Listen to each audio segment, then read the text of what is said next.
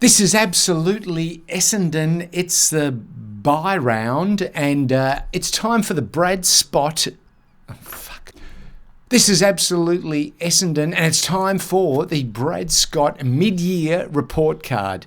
We did one back in round 4, I think it was, but since it's bye round, we thought what an opportune time to have a look at how he's going thus far. Why is it called bye round? Why is it a bye? Well, that's something that you've been thinking about? Yeah. Where is it called a bye? Yeah, where does that term come from? Obviously because people go on holidays and it's bye, isn't it? I don't know. Maybe it's from the... That almost makes sense. Maybe it's from the Latin bias. You know, we're going to have some cluey people who are going to, I'm sure, who occasionally tune in and please tell us. I just thought it was like a break in the sort of year. You could go off and have a holiday, go fishing, or go to whatever people do. Anyway, let's not overthink it. It is a bye. We're not playing this weekend, so it's a perfect opportunity for us to talk about our coach. So we are sitting at 8 and 5. We're 6th on the ladder. We're doing okay. It's been quite some time since we've been sitting at 8 and 5. Yeah, it has been. How long? 10 years. 10 years? I think it was 2013 under the tutelage of James Hird. Yes. The last time we had reached such lofty heights. Yes. And, you know, things were a little ugly back then. Yeah, I mean, it went off the rails fast, and so hopefully that won't be the case this year. But certainly it's been a while, folks. Yes. Which probably explains that kind of, manic sense of happiness that we're all having. We are. I get a lot of posts from the football club, and they're just going, having a great Monday, guys, with a picture of Peter Wright. The social media team there are they're keeping very busy. This is what they live for. There is a buzz. Yeah, we haven't had a buzz like this there is. in quite some time. Yeah. The inbox is being bombarded with Essendon propaganda. So let's look at how responsible our coach is for this current buzz. Well, do you want to open the batting on that? Okay. So in general, in terms of the overall structure of the team, how would you say that what's your feel I'm hoping you're that? going to tell me. No, I don't know. Oh. No, it certainly does feel like everyone knows what their role is. Well, you were a bit sceptical about Brad Scott around the time, before we had this channel. I remember you mentioning, I'm not sure about that. Yes.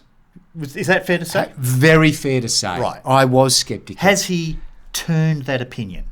I gotta say, he really has. And it was only it was even before the season started. He was probably 2 press conferences in. Yeah. And I liked the cut of his jib.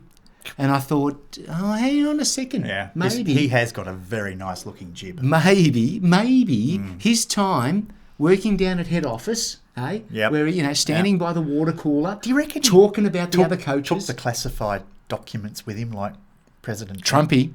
You reckon he's got a garage loaded full of AFL classified I reckon, because material? down there they would do a lot of analysis of all the clubs and who's playing styles and different approaches to the game. That's got to be an advantage. He would have been at the photocopier late at night when the cleaner's just there. Oh, hi, Brad, you're in late. Yes. No, I reckon he would have just on my way out. Yeah.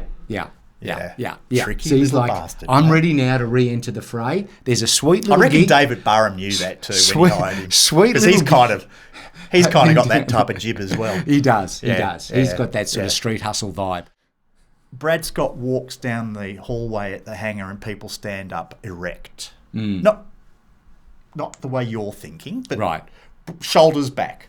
Because he commands that level of respect. He has that presence about him. Shall we get down to the nitty-gritty of this episode and talk about the impact he's had as a coach? The people that bother to tune in would like some sort of detail. I think so. Or context. Over to you. Game plan. Well, you're asking me or are you All right. As I mentioned, I think at the tail end of our Carlton review, I thought it was very telling that in this Fox Footy interview with Nick Martin, buried in and amongst a longer answer, the words stood out, a much simpler game plan. So for that, I think it's very plain for all to see that we have a game plan. I haven't seen an Essendon game plan for about 10 years. Yeah, we're being spoiled this year. We really are. Because You know, there isn't the just chipping across the back line from one side to the other. If you're lucky. Working out what we're going to do. No, you have it again. I don't want it. Yeah. You take it. I don't know what he means. It's like with that pass the drawing. parcel when the bomb explodes and the players are going, no, give it to him. Right. You know, and that Okay. sounds like we're being ridiculous, which we never are.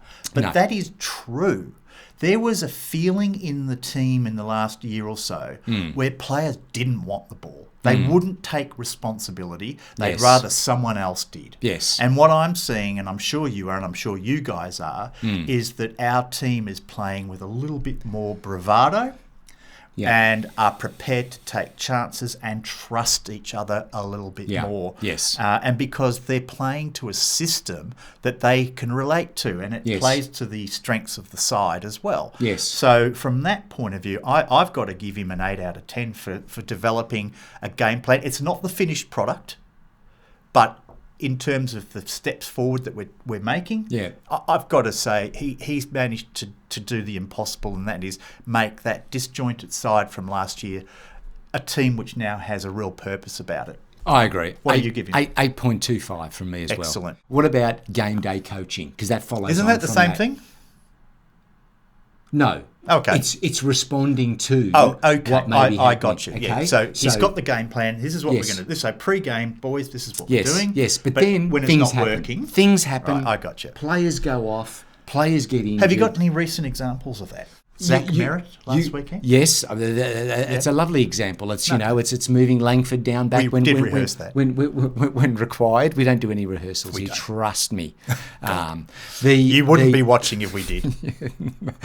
No. So but there's been moments where you could argue on game day, Anzac Day. Did that game slip away? Yeah, so Was very good and astute observation, I should add. Against Port Adelaide as well. Because we were 28 points in front. Yes. You've On got to Anzac say, Day, 8 times out of 10, that's a winning margin at three-quarter time. It is. So credit to Collingwood, they're a very, very good side.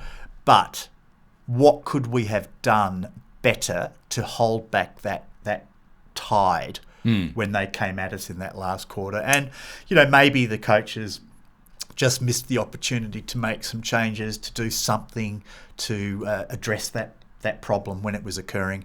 Yeah. And as we know, we ended up losing that game. And I think there's been a few other examples, but that's right. It is a work in progress, right? It is. And on that note, I think, he had, dare I say, use the word learnings from those games against Port Adelaide. There's some guys that have said in our comments, if I ever hear that word learnings again, my head's going to blow. They're triggered. That's obviously a John Wurstfold reference because he liked to talk about learnings. He still does. But let's say he picked up some tips from that. So when dream time comes along and we're down again, 13 minutes into that last quarter, maybe that helped. Sure. Maybe you're right. I mean, he is learning because he's an experienced coach, but he's only 6 months' experience with this team. Yeah. So he's still learning what the players can do. True. And what they're capable of. So I think there's my feeling is that he's becoming a better Essendon coach. Yeah. With every game. Yeah. Okay.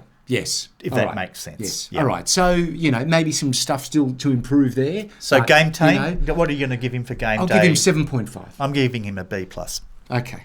What about player management? Who's in, who's out? Because sometimes, some weeks we've predicted they're not right on the money. Yeah. Others were like, he's going with Phillips again. Yeah. What is the deal with that? Look, every coach has their favourites. Okay. And it's hard to imagine why they would because their careers ride on the success of the team. Yeah. But there's no denying that every coach has their favourites. And I think if I was to take a guess... Like kids. Andrew Phillips would definitely be one of Brad's favourites. I think Sam Wiedemann's one of his favourites. Because let's face it, there's not a lot of reason for them being there. It's either favourites or incriminating photos. Yes, I was about to say. There's probably that. They know where the bodies are buried. No, but look, Phillips has been handy. Wiedemann not. Yeah. He was against Carlton. He was valuable, Phillips? I thought. Yes, I thought he was. Yep. No, he's been serviceable. Yes. He's playing a role. He's giving Sam the opportunity to rest in the forward line. And he does a couple of really good things from time to time. I know we've bid him farewell and thanked him for his service on numerous occasions. But I suspect he's going to be a regular feature in this side for the remainder of the year. Well, let's see. Let's see. Now, what about, though, handling injuries? Because his predecessors, again, were perhaps rushing players back a little too soon. He seems to have a bit more patience. Yeah, definitely. And this has been really one of the big pluses from my point of view, is that Brad Scott has made it quite clear from day one that no player was going to be, thrown into the team too quickly. They were going to have to do their time on the sidelines, get fit, and even when they've been healthy, ready to play, he's generally made them sit out for another week. So Stringer at the beginning of the year was physically ready to play, but he had to wait his turn. Yeah. And that's been a repeating theme throughout the first half of the season. Yeah. And I'm very pleased that he's taking the initiative, if you like, to say guys like Harrison Jones and these guys that have just got constant ongoing injuries, send them to the long-term injury list, get them right, have them back next year, properly ready to go. Yeah. Rather than sort of patched up and hope that they can make it in by the end of the season. Right. So And that's been a very, very pleasing aspect of his coaching. Yeah, and his thinking is, okay, we've got no Parish, got no Setterfield. Let's make do with who we have and optimise. That worked very well on the weekend. I want to introduce a KPI. What's that mean? We've done some sort of fancy ones here. We finally got to them, but coaching. There's nothing actually written on that page. What are you pointing at? It's my shopping list, and if I don't get that almond milk, I'm in big trouble. The coaching box demeanour.